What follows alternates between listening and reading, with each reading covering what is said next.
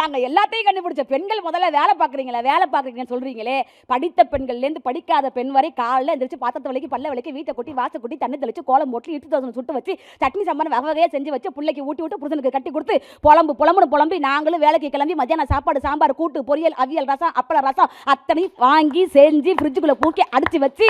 அத்தனையும் போய் மில்லில் போய் அந்த மாவு இந்த மாவு கோல மாவு முதற்கொண்டு வீட்டில் வாங்கி டப்பாவில் அத்தனையும் அடுக்கி வச்சு கல்யாண காது குத்து சடங்குன்னு அங்கேயும் போய் ஃபங்க்ஷன் அட்டன் பண்ணி அங்கேயும் போய் சாப்பிட்டு வந்துட்டு சரியாக 4 மணிக்கு போய் பிள்ளைய பள்ளிக்கூடத்து வந்து கூட்டு வந்து அதுக்கு யூனிஃபார்ம் துவச்சி கொடுத்து இட்லி காஃபி ஸ்நாக்ஸ்னு அத்தனை எல்லாமே செஞ்சு கொடுத்து கையோட கையா யூனிஃபார்மை துவச்சி போட்டு வீட்டு பாடத்தையும் சொல்லி கொடுத்து கொஞ்சம் நேரம் 7:30 மணிக்கு உட்காந்து நம்ம வீட்டுக்கார காசு வீணாயிடக்கூடாதுன்னு சீரியல் பார்க்க உட்காந்தா